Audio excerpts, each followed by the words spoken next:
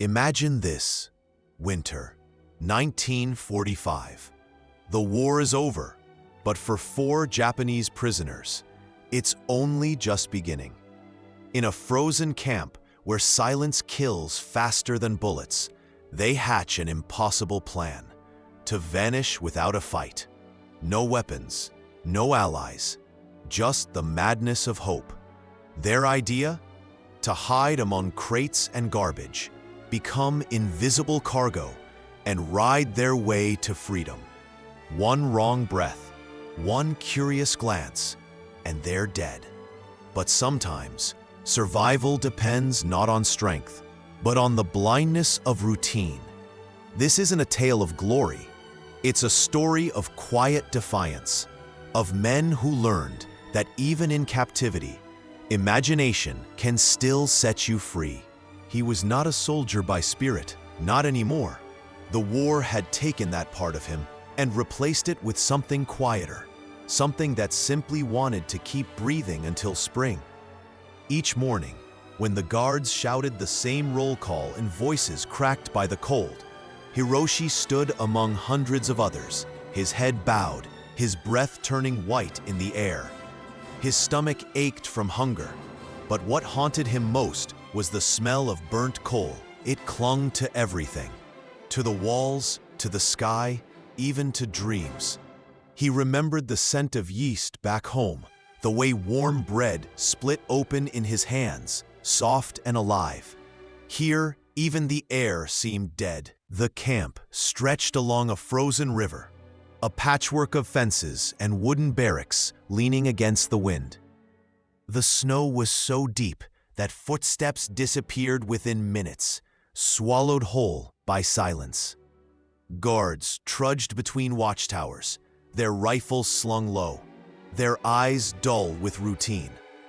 The prisoners had learned their habits: when they smoked, when they drifted toward the warmth of the kitchen shed, when they argued over whose turn it was to check the perimeter. Hiroshi had begun to notice patterns, not out of defiance, but because the mind needed something to hold on to. In captivity, even small observations became a form of freedom. He shared his barrack with 20 others, men who had once been carpenters, farmers, clerks. Now, they were all reduced to the same rank, numbers stitched in cloth. Some spoke softly of home, others said nothing at all. At night, Hiroshi listened to their breathing, uneven and tired, like waves hitting a distant shore. The snow outside glowed faintly under the moon, and sometimes he imagined the world beyond the fence. Villages with lights, trains that still ran, families that waited without knowing. Days passed like identical stones in a long wall. The men rose before dawn, ate thin soup, marched to the worksite, and returned at dusk. But even in repetition, there were cracks. A rumor began to move through the camp like a ghost. Someone had overheard a guard mention reductions. Another had seen trucks arrive empty. The meaning was uncertain, but the fear it carried was not. Hiroshi felt it in the glances traded across the yard, in the way men began to whisper when the guards turned away. Something was shifting beneath the surface of routine.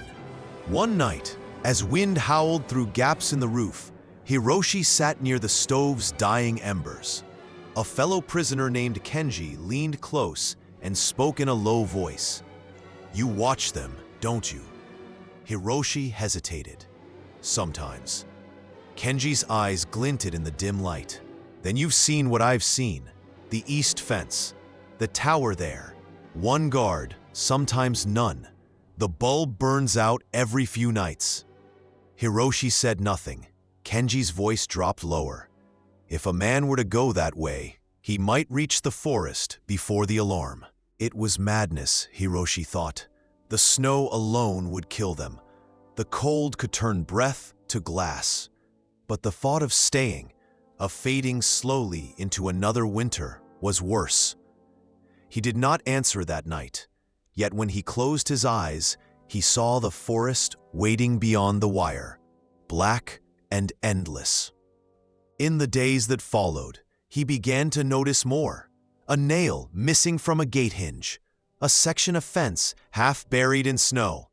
The guards' fatigue, their growing carelessness as the weeks dragged on. The camp was not a fortress, it was a habit, and habits could be broken. Each observation lodged itself deeper in his mind until they formed a pattern he could no longer ignore. By late January, the cold had hardened the ground like iron.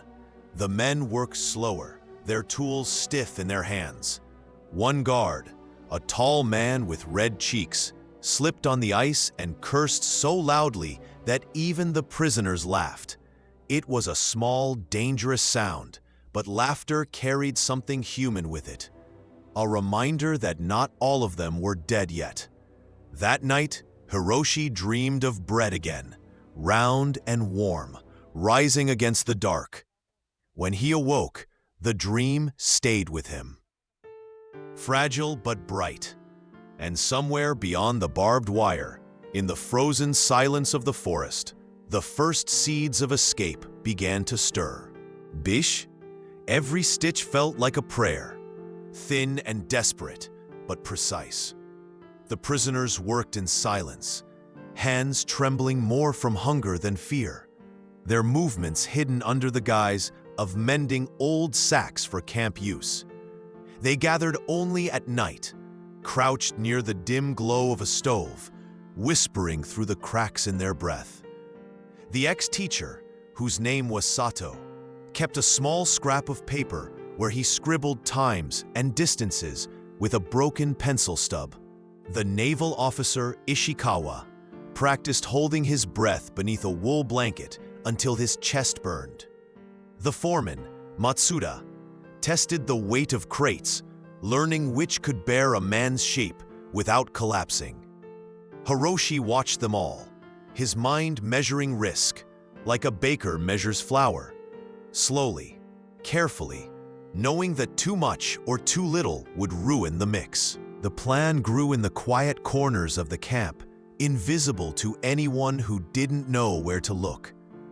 They built layers of deception, empty sacks filled with straw, tarpaulins dusted with coal to blend with the others, ropes knotted to pull shut from within. They rehearsed movements in their minds, tracing the path of the wagon from the storeroom to the outer gate, counting how long it stopped when the guard checked the manifest. Every detail mattered. The difference between life and discovery could be no more than a heartbeat. At night, the men listened to the snow sliding off roofs, the creak of frozen trees. Fear moved among them like an animal, something they could hear but not see. When the day finally came, it arrived without warning. A gray morning, the sky low and heavy, snow drifting like dust. The driver, as expected, cursed at the cold, his breath rising in quick bursts. He smoked by the wheel, stamping his boots while the watchman leaned against the gatehouse, counting out nails on a strip of leather. Inside the yard, Hiroshi and the others moved quickly. Matsuda and Sato lifted the crates, setting them in place with practiced calm. Ishikawa climbed inside first, pressing himself against the straw, pulling the torn tarp over his shoulders. Hiroshi followed, heart pounding so hard he feared the driver might hear it. The air beneath the tarp was damp and smelled of oil and mold. Darkness folded over them like a second skin. The wagon jerked forward. For a moment, Hiroshi thought the sound of the gate opening was thunder. He could hear the driver humming faintly, a tune blurred by wind. The cartwheels clattered over frozen ruts. Each bump drove splinters deeper into his arms. Minutes passed. 5, 10, maybe 20. Time became elastic, stretching thin until it almost snapped. Beneath the suffocating heat of the tarp, breath grew short, the smell of straw thick and nauseating. Sato whispered something, a prayer, perhaps, but the sound was lost to the rumble of wheels. Then the wagon stopped. A voice called out, muffled but sharp. The guard was asking for the manifest. Hiroshi froze. He could feel Matsuda's hand tighten around his wrist. The driver replied lazily, words blurred by the engine's cough. Papers rustled. The guard grunted. The world stood still. Somewhere outside, a match struck, the hiss of smoke curling through the air. The moment stretched unbearably, and then, just as suddenly, the wagon lurched forward again. The gate creaked open. They were beyond the fence. For a long while, no one breathed. The wind pressed against the tarp, whistling through loose seams. Hiroshi dared not move. Every sound, the wheels, the snow, the rasp of rope, seemed too loud. But as the distance between them and the camp widened, the rhythm of the road changed. The ground grew uneven, the air colder, freer. Beneath the stifling layers of burlap, Hiroshi felt something rare bloom in his chest. Disbelief mixed with hope. The wagon rumbled for what felt like hours before it finally slowed again. When the driver climbed down, his footsteps faded toward a building, maybe a storage barn. The prisoners waited in total silence. 10 minutes, 15. Then at last, Hiroshi pulled at the knot of rope sealing the tarp. Cold air rushed in, sharp as a blade. The world outside was pale and open, the forest stretching ahead, gray against white, the camp already lost beyond the hills. They slipped from the wagon one by one, their movements clumsy and quick. The snow came to their knees, numbing their legs within seconds, but none of them stopped. Behind them, the camp lay hidden, quiet, unaware that its prisoners had turned to ghosts. Ahead, the forest waited, indifferent, immense, but free. And for the first time in months, the sound they followed was not the voice of a guard, but the hollow, rhythmic beat of their own hearts. Shifted higher until voices faded and only the soft snort of a horse and the groan of timber filled the air. Beneath the tarp, the air had turned sour and hot. Sweat ran into their eyes and froze the moment it met the wind outside. When at last the noise had died, Hiroshi pushed his hand upward. The rough canvas gave way, and a lance of light pierced the darkness, so sharp it hurt to see. For a moment, they did not move, afraid that freedom itself might be a trick of the senses. Then the foreman, Matsuda, gave a slow nod. One by one, they crawled out, stiff and blinking, into a world that felt too open, too fragile. The sky was an impossible gray blue, vast in a way they had forgotten skies could be. The air smelled of pine and horses, of distance and life. They crouched behind the stack of crates, watching the driver walk away toward the main shed. The sound of his boots faded against the crunch of snow. No alarm, no shout, no whistle tearing the air apart. For the first time in months, there was nothing between them and the forest but a field of white. Hiroshi's breath shook as he whispered, "Go." They moved quickly, but without running, every step a struggle against snow that clung like wet sand. The teacher's knees buckled, but Ishikawa caught him by the arm. They crossed the field, bent low, until the shadows of the trees swallowed them whole. Inside the forest, the world changed. The air thickened, muffled by snow-laden branches. Sound disappeared. Only their breathing and the creak of boots remained. The trees rose like pillars of a frozen cathedral, light dripping through them in shards. They walked for what felt like hours, guided by instinct more than direction. The foreman kept glancing back, expecting to see movement at the tree line. A shout, a rifle's flash. Nothing came, but fear, once born, never truly leaves. By midday, they stopped at a shallow ravine where a stream ran under ice. Hiroshi crouched to drink, breaking the crust with his knuckles. The water burned cold in his throat, but tasted of freedom, bitter, real, alive. Sato, the teacher, stared at his reflection in the thin ice, startled by how hollow his own eyes had become. "We did it," he said softly, almost unbelieving. Matsuda's reply came after a long pause. "We started it." The words hung heavy between them. Survival, they knew, was not escape, not yet. They followed the stream north, hoping it would lead to a village, maybe a road. But the forest thickened, the snow deepened, and the cold became its own kind of pursuer. As evening fell, they found an abandoned trapper's hut, little more than a skeleton of logs and frost. Inside, the air stank of old smoke and rot, but it was shelter. Ishikawa scavenged a few dry sticks, coaxing a flame from a match he had smuggled in his boot.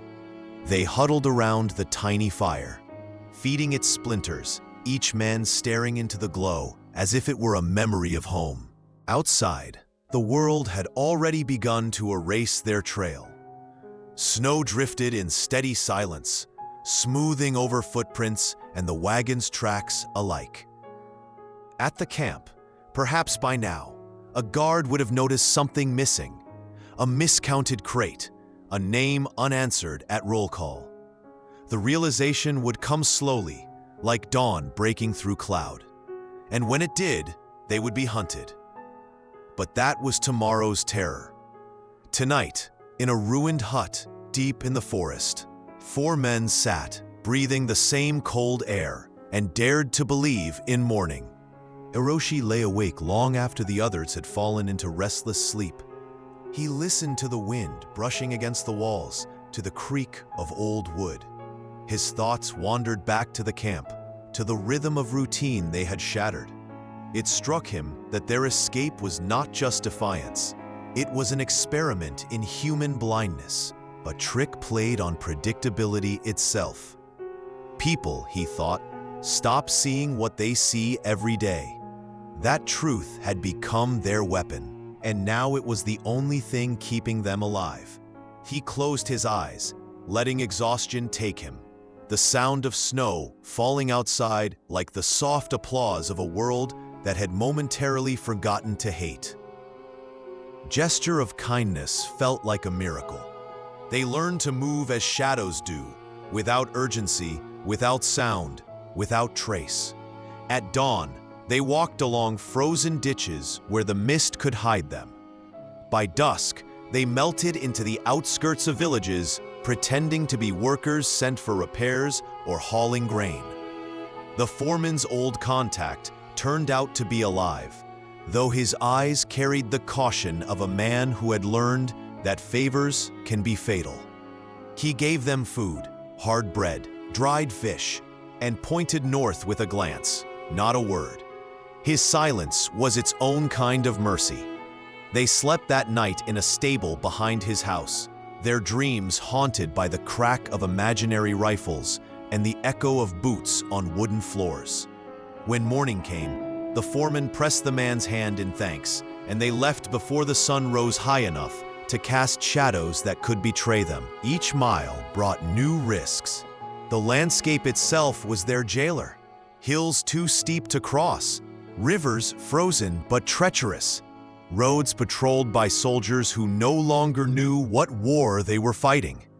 Hiroshi's boots split at the seams, his toes bleeding into the cloth. Sato coughed until his ribs ached, a reminder that his body had not been built for winter's cruelty. Yet they kept moving, their silence becoming a language of its own, a shared understanding that one stumble, one wrong word could end everything. Sometimes they saw planes far above, glinting in the cold light, and felt as though the sky itself was watching. At night, they built tiny fires that burned no higher than their knees, whispering about home in fragments too small to break the spell of survival. By the fourth day, food had become memory. They scavenged what they could: frozen turnips from a field, a handful of grains scattered by wind. The petty officer, Ishikawa, who had once laughed easily, now spoke little. His limp had turned real from exhaustion. Still, he kept his watchful eyes sharp, studying every crossroads, every farmhouse. When they came upon a cluster of abandoned shacks near a railway siding, he proposed they rest there, just for the night. Inside, they found the remnants of another escape: a tin cup, a burnt match, a scrap of paper with writing too faint to read.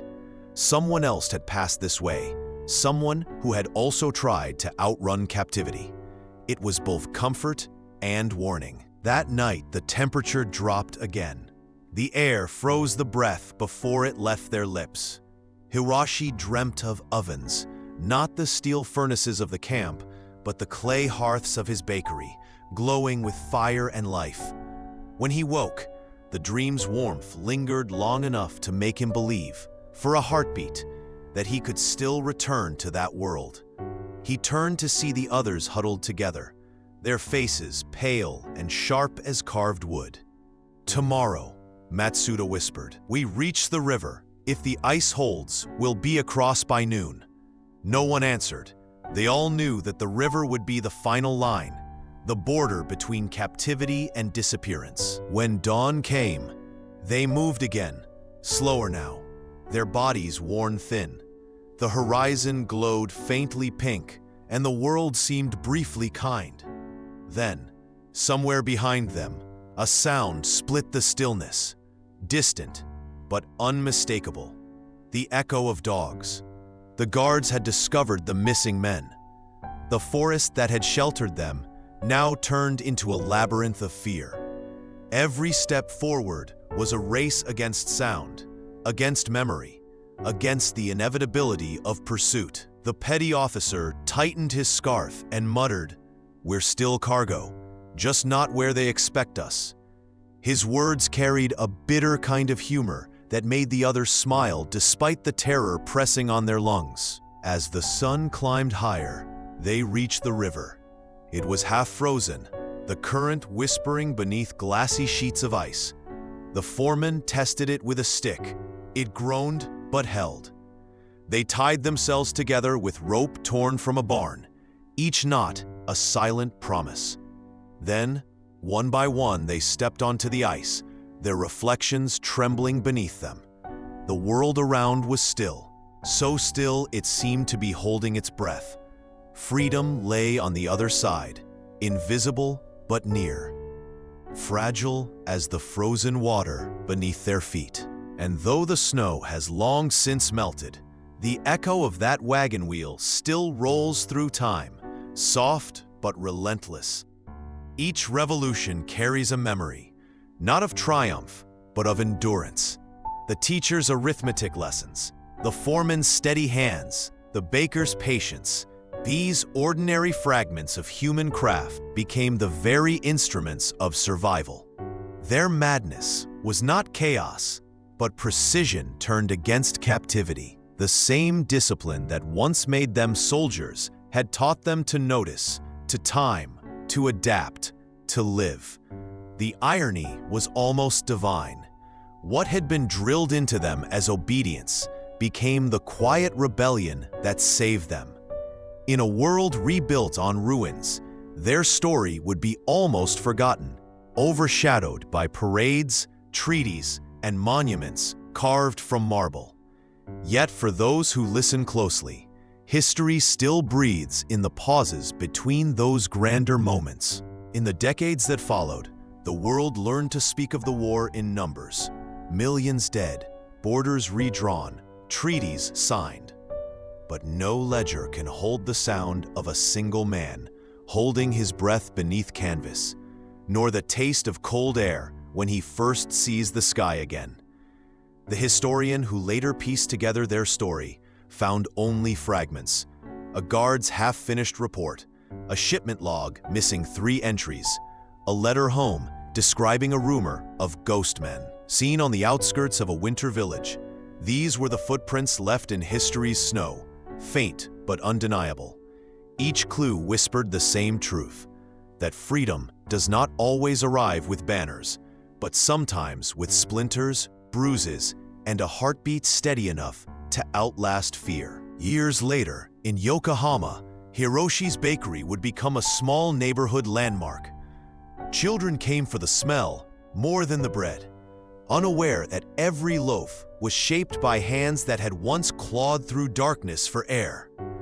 On the last day of each year, when lanterns hung and laughter filled the streets, he would set aside one small loaf, perfectly round, and place it by the window. Those who knew him said he never explained why, and perhaps he did not need to.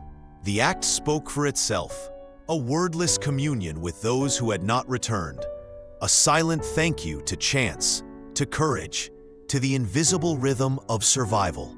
Sato, the teacher, never returned to a classroom. He became a clerk, quiet and methodical, his handwriting immaculate. But storms unsettled him. Whenever thunder rolled across the sky, he would wake, sit upright, and wait until the echoes faded. He once told his daughter that thunder was the sound of history remembering. She did not understand then, but years later, reading his journals, she did.